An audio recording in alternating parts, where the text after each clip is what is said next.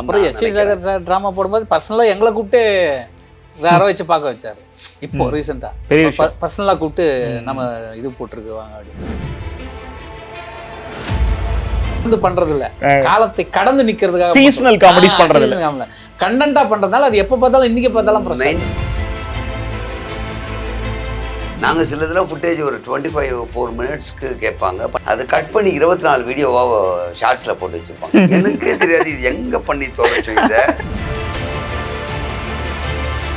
Social media எப்படின்னா இப்போ வந்து ட்ரெண்டிங்கில் என்ன இருக்குது அதை கொண்டு போயிட்டா மக்கள்கிட்ட ரீச் ஆகிடும். பட் எங்கள் எய்ம் அப்படி இருக்காது, நாங்கள் பண்ணுறது ட்ரெண்ட் ஆனால் போதும்னு நினைக்கிறேன். எங்களுடைய தனித்துவம் காமிக்கும் போது எங்கள் கோல் அடையிறதுக்கு இதெல்லாம் ஒரு ப்ளஸ்ஸாக இருக்கும்.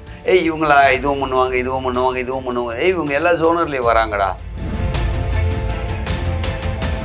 நான் வந்து நடிக்க வரும்போது ஆரம்ப காலகட்டத்தில் நான் ஸ்கிரிப்ட் அப்போத்துலேருந்தே சொல்கிறாள். அப்போ சொல்லும் போது அந்த ஸ்கிரிப்டெல்லாம் கேட்டுட்டு இன்னொருத்தர் பண்ணுவாங்க, நம்மள்துன்னே சொல்ல மாட்டாங்க, அவங்க பண்ணுவாங்க. அதே மாதிரி நம்ம வந்து ஓச்சரில் கையெழுத்து போட்டு அவங்க பணம் வாங்கிட்டு போயிடுவாங்க. மறுநாள் கேட்டால் ஷூட்டிங் கூப்பிட மாட்டாங்க. அதுக்கு தான் ஃபஸ்ட்டு கூப்பிட்டான்னு வச்சுங்களேன். அப்போ எனக்கு 0% ஐயோ மச்சான் ஸ்டேஜில் போயெல்லாம் நம்ம எப்படா நடிக்குது, நான் பாட்டுன்னு ஏதோ படம் சீரியல், அப்போ படத்துக்குலாம் சீரியல்லாம் நடிச்சிட்டு இருக்கேங்க. இல்லை நீ வந்தாவணும்னா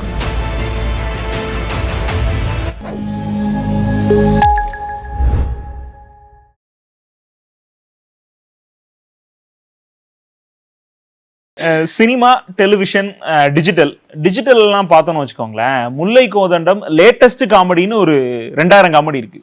இதுல எது லேட்டஸ்ட்னு நீங்களா பார்த்து எங்களுக்கு சொன்னீங்கன்னா எடுத்துப்போம். அந்த அளவுக்கு 2000 லேட்டஸ்டா தான் இருக்கும். ஏன்னு சொல்லுவாங்க, அப்பப்போ யூஸ் ஆகும். எப்பவுமே இந்த காலத்தை சார்ந்து பண்றது இல்ல, காலத்தை கடந்து நிக்கிறதுக்காக சீசனல் காமெடிஸ் பண்றது இல்ல, கண்டென்ட்டா பண்றதுனால அது எப்ப பார்த்தாலும் இன்னைக்கு பார்த்தாலும் பிரச்சனை. என்னன்னா இயல்பாக வாழ்க்கையில் நடக்கக்கூடிய விஷயங்களை நாங்கள் கான்செப்டாக எடுக்கும்போது அது கனெக்ட் ஆகும். ஃபர்ஸ்ட் ஆஃப் ஆல் அது ஒன்று இருக்குது. இன்னொன்று 2050 என்ன நடக்கும்ன்ற கற்பனைக்குள்ளே போக மாட்டோம். 1949 என்ன நடந்திருக்கோம் அந்த கற்பனைக்கும் நாங்கள் போக மாட்டோம். அப்போ ப்ரெசண்ட்டில் இருக்கிறது கொடுத்தீங்கன்னா எப்போ பார்த்தாலும் ஒரு ஸ்கூலை பற்றி பண்ணியிருக்கோன்னா அந்த ஸ்கூலில் இது நடந்துக்கிட்டே தான் இருக்கும்.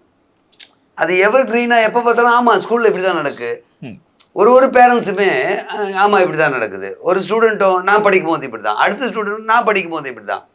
அது படித்தவனுக்கும் மைண்டில் வரும், படிக்கிறவனுக்கும் மைண்டில் வரும், ஸ்கூல் கொண்டு போய் சேர்க்குறாங்களா எல்கேஜிக்கு அதுக்கும் மைண்டில் வரும். ஆனால் இதில் நீங்கள் சொன்ன ஒரு முக்கியமான விஷயம் என்னென்னா, எது வந்து ப்ரெசண்ட்டில் பண்ணும் எது இப்போ பண்ணது எங்களுக்கு தெரியாததுக்கு ஒரே ஒரு காரணம் தான். நாங்கள் சிலதெல்லாம் ஃபுட்டேஜ் ஒரு 25-4 மினிட்ஸ்க்கு கேட்பாங்க, பண்ணி கொடுத்துட்டு வந்துருப்போம். அது கட் பண்ணி 24 வீடியோவாக ஷார்ட்ஸில் போட்டு வச்சுருப்பாங்க. எனக்கே தெரியாது இது எங்கே பண்ணி தொலைச்சோ. இது தனியாக நான் பண்ணவே இல்லையே அப்படி. ஏன்னா 24 வீடியோஸ் இல்லை 3 மினிட்ஸ் ஒரு கண்டென்ட்டாக அது எடுத்து போட்டிருப்பாங்க. அது நம்ம குழப்பமாக இருக்கும், இப்படி ஒரு கண்டென்ட் நம்ம எப்போ பண்ணோம். ஏன்னா இதுக்கு முன்னாடி ஒன்று இருந்திருக்கும், பின்னாடி ஒன்று இருக்கும், அதுவும் ஒரு சென்சிபிள் கரெக்டானதாக இருந்திருக்கும். இப்படி ஒரு தனி கான்செப்ட் நம்ம எப்போ யோசித்தோம். இந்த மாதிரி ஒரு கான்செப்டே யோசிக்கலன்னா அதை கட் பண்ண விஷயம் நமக்கு அப்படி டைவர்ட் ஆகி போகும்போது எது ஃப்ரெஷ்னு எங்களுக்கு தெரியல, உங்களுக்கே தெரியாது. இது புது அப்டேட்டா இருக்கு, நேயர்கள் தான் கேட்டுக்கணும்னு நினைக்கிறேன். இப்போ சினிமா, டெலிவிஷன், டிஜிட்டல் இப்படி மூணுலையும் சுற்றி விளாண்டுட்டே இருக்கீங்க. இந்த பெர்ஃபார்மன்ஸில் எப்பயுமே ஓடும்போது நமக்கு இதுதான் இலக்குன்னு ஒன்று இருக்கும், நம்ம இதில் ஜெயிக்கணும், இந்த பிளாட்ஃபார்மில் ஜெயிக்கணும் அப்படின்னு இருக்கும். இந்த எந்த பிளாட்ஃபார்மில் ஜெயிக்கணும்னு நீங்கள் முடிவு பண்ணிருக்கீங்க. ரெண்டாவது விஷயம், இது மூணில் ஸ்கிரிப்ட் இதில் ஏதாவது சேஞ்சஸ் பண்ண வேண்டியிருக்கா? இந்த மூணுக்கும் சினிமா, டெலிவிஷன், டிஜிட்டலுங்கும் போது இதில் என்னென்னலாம் சேஞ்சஸ் பண்ண வேண்டியிருக்கு? ஆக்சுவலாக எய்ம் நாங்கள் இல்லை, இந்த கலைத்துறைக்கு வரவங்க, இது சம்மந்தப்பட்ட மீடியாவில் வரவங்க எல்லாருடைய கோல் என்னென்னா சினிமா. அது வந்து யாருமே மாற்று கருத்து சொல்ல மாட்டாங்க, நான் இதோடு நிறுத்திக்கிறேன்னு சொல்ல மாட்டாங்க. என்னுடைய கோல் அதுதான் எங்களுடைய எய்மும் அதுதான். அந்த எய்ம் அடையிறதுக்கு நம்ம நிறைய வழிகள் போயிட்டுருக்கோம். அதில் வந்து எங்களுக்கு காட் பிளஸ்ஸிங், எங்களுடைய இந்த வேவ் லென்த்து, எங்களுக்குள்ள இருக்கிற இந்த ஃப்ரெண்ட்ஷிப் எல்லாம் எப்படி கொண்டு போச்சுன்னா, இவர் வந்து சீரியலில் பண்ணுவார், நான் சீரியலில் ஆரம்பத்தில் பண்ண மாட்டேன். நான் ரியாலிட்டி ஷோ நிறைய பண்ணுவேன், இவர் பண்ண மாட்டார். வா பண்ணலாம் பார்த்துக்கலான்னு நான் கூப்பிட்டேன், வாடா பண்ணலாம் பார்த்துக்கலான்னு அவர் கூப்பிட்டாரு. ஸோ அந்த 2 ஜோனர் நாங்கள் ஒருத்தர் கற்றுக்கிட்டோமா. இப்போ என்னால் அவரால் நான் கற்றுக்கிட்டோம். மூவின்றது இது 2 கற்றுக்கும் போது அது உள்ளே போயிட்டோம். நீங்கள் சொன்னது 3 இல்லாத 4வது ஒன்று நாங்கள் பண்ணிகிட்ருக்கோம். அது என்னென்னு கேட்டால் ஈவெண்ட். இந்த ஈவெண்ட்ஸில் பண்ணுறவங்களுக்கு டிவியில் பண்ண வராது, டிவியில் பண்ணுறவங்களுக்கு மூவியில் பண்ண வராது. இந்த 4மே வேறு ஜோனர் தான். ஆக்சுவலாக பார்த்தீங்கன்னா நாளும் வந்து ஒரே மாதிரி தெரிஞ்சாலும் நாளும் வேறு தான். என்னை விட அவருக்கு கொஞ்சம் அதிகமாகவே தெரியும் அந்த விஷயம். என்னென்னா இவ்வளோ பெரிய ஸ்க்ரீனில் போய் நான் ஜர்க்கு கொடுக்குறேன்னு இப்படி கொடுத்தேன்னா 70 mm என்ன அவங்க யோசித்து பாருங்கள். ஆனால் டிவியில் இப்படி கொடுத்தேன்னா ஒன்றுமே தெரியாது. அப்போது டிவிக்கு இவ்வளோ கொடுக்கணும், சினிமாவுக்கு இவ்வளோ கொடுத்தா போதும். அப்போ அது வித்தியாசம் இருக்குது. மேடையில் ஈவெண்ட்டில் போகிறீங்கன்னா நீ அழவே தேவையில்லை. ஃபார் எக்ஸாம்பிள் ஸ்டேஜ் பிளே நாடகம் நடந்ததுன்னா இவர் அழுவுறது முன்னாடி இருக்கவங்க தெரியும், பின்னாடி இருக்கவங்களுக்கு தெரியாது. ஆனால் அவங்க உணரணுன்னா நீங்கள் பண்ண இந்த சவுண்டு தான் அவங்களுக்கு நான் அழுவுறதா தெரியும். அப்போ மேடை வேற, மூணுமே ஜோனர் வேற வேற வேற. இதுதான் உண்மை. சோஷியல் மீடியா எப்படின்னா அட் ப்ரெசண்ட்டில் இருக்கிறத கொண்டு போனால் சக்ஸஸ் ஆகிடும்ன்றது எல்லாருடைய எய்ம். இப்போ வந்து ட்ரெண்டிங்கில் என்ன இருக்குது அதை கொண்டு போயிட்டா மக்கள்கிட்ட ரீச் ஆகிடும். பட் எங்கள் எய்ம் அப்படி இருக்காது. நாங்கள் பண்ணுறது ட்ரெண்ட் ஆனால் போதும்னு நினைப்போம். நாங்கள் உருவாக்குறது ட்ரெண்ட் ஆனால் எங்களுக்கு சந்தோஷம். ட்ரெண்டிங் எடுத்துகிட்டு வந்து உள்ளே நுழைச்சா அது அந்த 3 நாள் 5 நாள் 10 நாளுக்கு மேலே அந்த ட்ரெண்டிங் நிற்காது. பட் எங்கள் ட்ரெண்டிங் வந்து செல்ஃபோன் கஸ்டமர் கேர் இன்றைக்கும் போட்டு பார்ப்பாங்க, மார்வாடி லேடி இன்றைக்கும் போட்டு பார்ப்பாங்க, ஸ்கூல் ஃபீஸ் இன்றைக்கும் போட்டு பார்ப்பாங்க. ஆமாம், அது ராஜராஜ சோழன் கதை இன்றைக்கும் போட்டு பார்ப்பாங்க. ஸோ அது ஏற்கனவே வந்து ஒரு விஷயத்தை ட்ரெண்ட் பண்ணல, இது ட்ரெண்டிங் ஆச்சு. அதுதான் உண்மை. நாங்கள் அந்த மாதிரி விஷயத்தை தான் நாங்கள் எய்ம் பண்ணுறோம். இப்போ இதெல்லாமே ஏன் எய்ம் பண்ணுறோம், ஏன் கஷ்டப்படுறோம், ஏன் இப்படிலாம்னா எங்களுடைய தனித்துவம் காமிக்கும் போது எங்கள் கோல் அடையிறதுக்கு இதெல்லாம் ஒரு ப்ளஸ்ஸாக இருக்கும். இவங்களா இதுவும் பண்ணுவாங்க, இதுவும் பண்ணுவாங்க, இதுவும் பண்ணுவாங்க, இவங்க எல்லா ஜோனர்லேயும் வராங்கடா அப்படின்வாங்க. ஆனால் நீங்கள் சொன்ன மாதிரி எங்களுடைய எய்ம் வந்து மூவி தான். அது என்ன, அதில் மேடையில் உதாரணம் சும்மா ஒரே லைனில் சொல்லலாம், மேடையில் வந்து ரகசியத்தை கூட சத்தமாக தான் பேசணும். ஆமாம், அப்போ தான் கேட்டாங்க. அதான் இங்கே சினிமாவில் அப்படி இல்லை. ரகசியம்னா ரகசியமாக சொன்னால் போதும், அது எல்லாருக்குமே கேட்கும். ஆனால் மேடையில் ரகசியத்தை மச்சான் என்னடா அவளை கூப்பிட்டு ஓட்டா நாம அப்படின்னு பக்கத்துக்கு தான் தெரியாமல் பேசிக்கிட்டு இருப்பாங்க. அது எல்லாருக்கும் இதுதான் விஷயம். இந்த விஷயத்தை தெரிஞ்சுக்கிட்டோம்னா எங்கே எப்படி நடிக்கணும் அப்படின்னு தெரிஞ்சுக்கிட்டா போதும். ஆமாம். இப்படி 3 பிளாட்ஃபார்ம் சார், 3 பிளாட்ஃபார்மு. இதில் வந்து இப்போ நம்ம நிறைய பண்ணிகிட்டு இருக்கோம். அப்படி இருக்கும்போது நமக்கு வந்து புகழ் கிடைக்கும். அதெல்லாம் விட யாராவது நம்மளை வந்து பாராட்டும் போது உண்மையிலேயே சில விஷயம் மெய்சில் இருக்க வைக்கும். நம்ம பண்ணிட்டு இருக்கிற சமயம்ல இப்போ சரி, அது மாதிரி நான் உங்களை ஓட வைக்கிற அந்த ஒரு மூமெண்ட்னா இது நீங்கள் சொல்லுங்கள் சார். நீங்கள் கேட்கறது பப்ளிக் சைட்ல இருந்து எதுனாலும் சரி, பப்ளிக் சைடாக இருக்கட்டும் இல்லை ஒரு செலிபிரிட்டி சைடாக இருக்கட்டும், அவங்க சொன்ன இந்த விஷயம் எனக்கு இன்ன வரைக்கும் ஓடிட்டே இருக்கு அப்படின்னா எங்கள் 2 பேருக்கு வந்து சேர்ந்த மாதிரி ஒன்று நடந்தது. ஒரு அன்னாடம் அவங்க பிழைக்க வேண்டிய ஒருத்தர், சம்பாரித்து தான் பிழைக்கணுன்ற ஒரு வயதான அம்மா வந்து ஃப்ரூட்ஸ் கொடுத்தாங்க. அவங்க விற்கிற பழத்தை காசுக்குன்னு நினச்சோம், காசுக்கெல்லாம் இல்லை, சும்மாவே கொடுத்தாங்க. அது எப்படி நடக்கும், ஒரு அவார்டு கூட வாங்கிடலாம். அந்த அம்மா எங்களை பார்த்துட்டு எங்களுக்கு ஃப்ரீயாக கொடுக்கணும் இல்லையா, அந்த அம்மா பொழப்புக்காக செய்கிறவங்க எங்களுக்கு கொடுக்கணும். அது வந்து பெரிய ஒரு விஷயமா நான் நினைக்கிறேன், ரொம்ப பெரிய விஷயமா நினைக்கிறேன். ஓகே உங்களுக்கு சார் இன்னொன்று இது நடந்தது சம்பவம் எல்லாம் 2 ஒன்று தான். இன்னொன்று உண்மையில் என்னென்னா, நான் ஒரு தவிர்க்க முடியாத காரணக்காக மருத்துவமனையில் சேர்ந்துருக்கேன். பெருசாலாம் பாதிப்பில்லை, சும்மா ஒரு செக்கப்புக்காக அப்படி போயிருக்கேன். பட் ஆனால் அந்த செக்கப் எடுக்கிறதுக்கு நம்ம ஸ்ட்ரெச்சரில் தான் தள்ளின்னு போவாங்க. பார்த்தீங்கன்னா அது நார்மல் இது தான் செக். ஆனால் அந்த அவங்களோட ப்ரொசீஜர் நம்ம நடந்து போகணும். நான் நல்லா தான் இருக்கேன், அவங்க ஒரு அந்த க்ரீன் கலர் ஷர்ட்டு உள்ள விட்டு இப்படி போவாங்க, ஸ்ட்ரெச்சரில் வச்சு தள்ளிட்டு போகிறாங்க. அந்த ஹாஸ்பிட்டலில் ஒரு 63 வயசாக இருக்கிறவர் எதிர்க்க அவரை படுக்க வச்சு தள்ளிட்டு போகிறாங்க. அவருக்கு ஹார்ட் ப்ராப்ளம், அவருக்கு மேஜர் ஆப்ரேஷன் நடக்க போகுது. கிராஸ் பண்ணி போகிறாங்க. அப்போ நான் இப்படி போகிறேன், அவர் இப்படி வர்றாரு. எப்படி நாங்கள் சேனலில் சந்திச்சோமோ அது மாதிரி இப்படி வர்றாரு. 1 நிமிஷம் நிறுத்துங்கன்ட்டார் அவர். அப்போ தான் ஆப்ரேஷன் தேட்டரில் போகிறாரு. நிறுத்துங்கன்னாரு. திரும்பி என்ன முல்லை சார் என்னாச்சு உங்களுக்கு, ஒன்றும் ஆகாது, கவலைப்படாதீங்க, உங்களுக்கு ஒன்றும் ஆகாது. அப்போ எனக்கு சார் ஒன்றும் இல்லை சார், ஒன்றும் பிரச்சனை. அவரை நான் பார்த்ததே இல்லை. அப்புறமா அவர் போனதுக்கப்புறம் தான் பின்னாடி இருக்குன்னு சொன்னாங்க. ஏங்க அவருக்கு ஹார்ட் பேஷண்ட் ரொம்ப முடியாமல் வந்துடும், உங்களை பார்த்துட்டு இப்படி பேசுகிறாரு, உங்களுக்கு ஒன்றும் ஆகாதுன்னு சொல்லிட்டு தைரியம் பண்ணுவேன். அப்போ அது எவ்வளோ பெரிய விஷயம் இல்லை. அவருக்கு மேஜர் ஆப்ரேஷன் நடக்கும்போது அதெல்லாம் விட்டுட்டார். நம்மளாம் ஹாஸ்பிட்டலில் பார்த்துட்டு நம்ம ஃபீல் பண்ணுன்ட்டு உங்களுக்கு ஒன்றும் ஆகாது சார், ஒன்றும் பிரச்சனை இல்லை சார், கடவுள் இருக்காங்க சார் அப்படின்னு பண்ணார். அதுதான் இன்னி வரைக்கும் மறக்க முடியாது. இப்போ இது ரொம்ப நெகிழ்ச்சியாக சொன்னீங்க 2 பேரும்.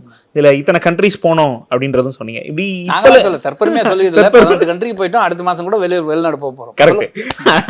அப்படி அவ்வளோ பெரிய விஷயங்கள்லாம் நடந்துகிட்டே இருக்கும்போது கூட இதுக்கு பின்னாடி நம்ம முன்னர் உள்ளே வர்றதுக்கு முன்னாடி அவ்வளோ உழைப்பு கொடுத்துருப்போம்.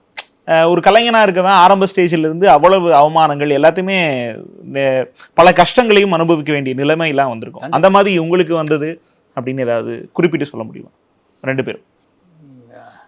நிறைய விஷயங்கள் இருக்குது வாசு. அது எல்லாருக்கும் நேர்ந்த விஷயமா தான் இருக்கும். என்னென்னா நம்ம வீட்டு சூழ்நிலை சரியில்லை, வருமானத்துக்கு வழி இல்லை. நான் வந்து நடிக்க வரும்போது ஆரம்ப காலகட்டத்தில் நான் ஸ்கிரிப்ட் அப்போத்துலேருந்தே சொல்கிற ஆள். அப்போ சொல்லும் போது அந்த ஸ்கிரிப்டெல்லாம் கேட்டுட்டு இன்னொருத்தர் பண்ணுவாங்க. நம்மள்துன்னே சொல்ல மாட்டாங்க, அவங்க பண்ணுவாங்க. அதே மாதிரி நம்ம வந்து வவுச்சரில் கையெழுத்து போட்டு அவங்க பணம் வாங்கிட்டு போயிடுவாங்க. மறுநாள் கேட்டால் ஷூட்டிங் கூப்பிட மாட்டாங்க. அதனால நம்ம அது வாய் திறக்காமல் இருக்கணும்.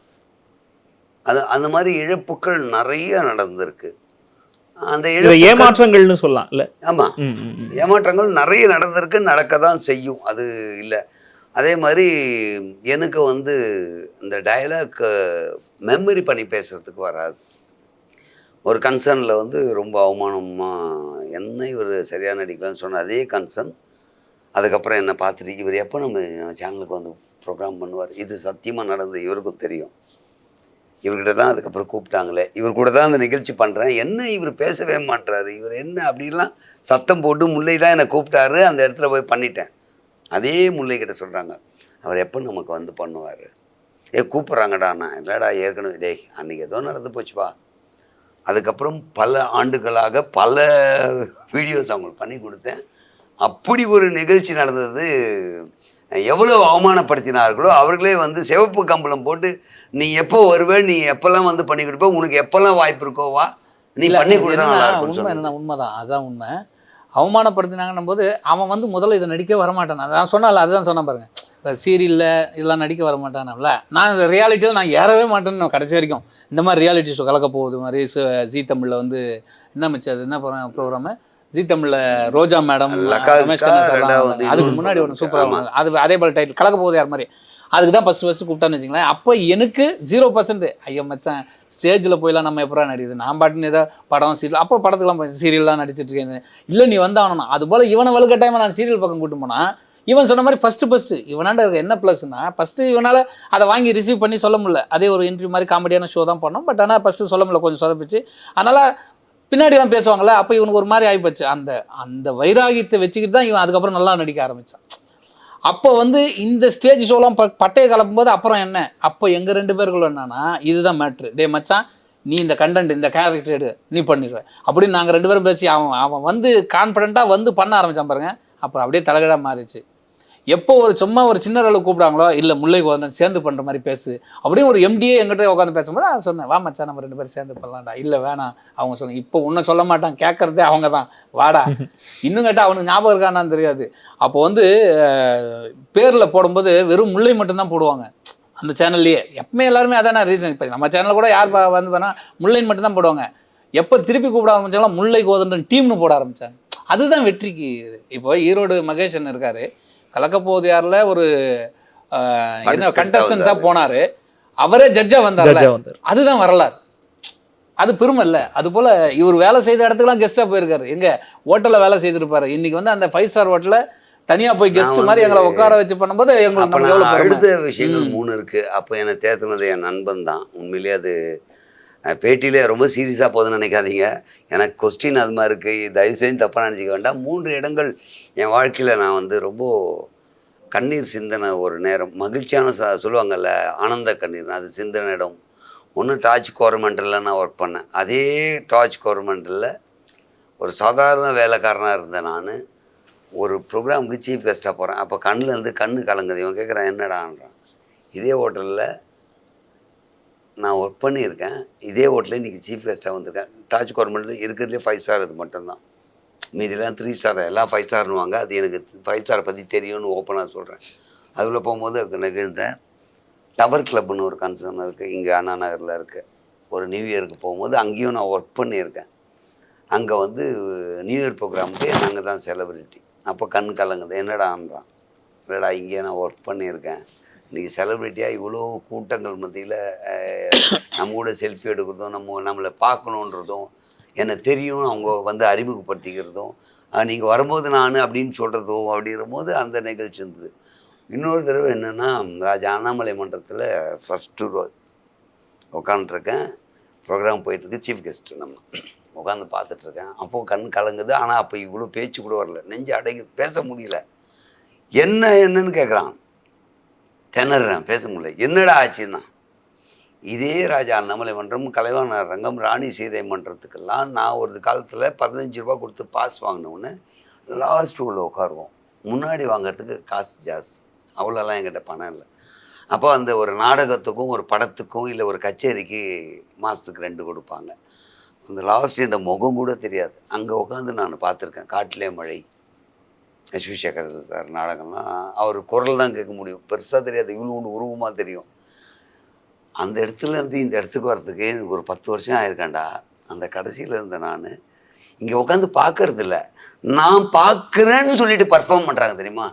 அது என்னால் அப்போது அழுதுட்டா ரொம்ப, ஏன்னா கேமராலாம் இருக்குது, அப்படியே கண்ணெல்லாம் தொடச்சிட்டு உட்காரேன். சத்தியமாக வாழ்க்கையில் அதெல்லாம் பெரிய பிளஸிங். அப்புறம் எஸ்வி சேகர் சார் ட்ராமா போடும்போது பர்சனலாக எங்களை கூப்பிட்டு வேற வச்சு பார்க்க வச்சாரு. இப்போ ரீசெண்டாக பர்சனலாக கூப்பிட்டு நம்ம இது போட்டிருக்கு வாங்க அப்படின்னாரு. அவர் இந்த சின்ன திரைக்காக அவங்களுக்கு அந்த சங்கத்துக்கு போய் நாங்கள் இருக்க மெம்பராக அதில் ஒரு ஷோ பண்ணதுக்கப்புறம் ஃபர்தராக அடுத்து 2வது வாரமே எங்களை கூப்பிட்டு இருந்தார். அவர் சக்ஸஸ் ஸ்டோரியை பியூட்டிஃபுல்லாக சொன்னார். நீங்கள் வாய்ப்பு தேடும்போது உங்களுக்கு ஏற்பட்ட அவமானங்கள் ஏதாவது? அதான் எனக்கு எதுவுமே பெருசாக அது கடவுளோட ரொம்ப அவமானம்னு கிடையாது. ஏமாந்த விஷயங்கள்லாம் நம்ம வந்து படிக்கட்டாக தான் எடுத்துக்கணும். ஆனால் எதை நம்ம பண்ணக்கூடாதுன்னு நினச்சோமோ அதை தான் நான் பண்ணேன். அதுதான் என்னுடைய லைஃப்பில் வந்து ஃபஸ்ட்டு நான் நடிக்க எனக்கு ஆரம்பத்துலேருந்தே அரசியல் பக்கம் பெருசாக ஈடுபாடு கிடையாது. அரசியலை தாக்குறதோ இல்லை அரசியல் இருக்கோ அது ஈடுபாடு இல்லை. ஆனால் எனக்கு ஃபஸ்ட்டு ப்ரோக்ராமே என்னன்னே தெரியாமல் நான் உள்ளே போய் நடிக்க போனது அரசியல் ப்ரோக்ராம் தான், சன் டிவியில். அப்போ தான் பார்த்தேன். அதில் நான் பாதியிலேயே சின்ன பசங்க சொல்லுவாங்கள்ல ஸ்கூலில், அம்மா வந்துட்டாங்க அப்பா வந்துட்டாங்க, அது மாதிரி நான் போய் சொல்லி கிளம்பிட்டேன். முதல் நாள் ஷூட்டிங்கே பாதியிலே போயிட்டேன்.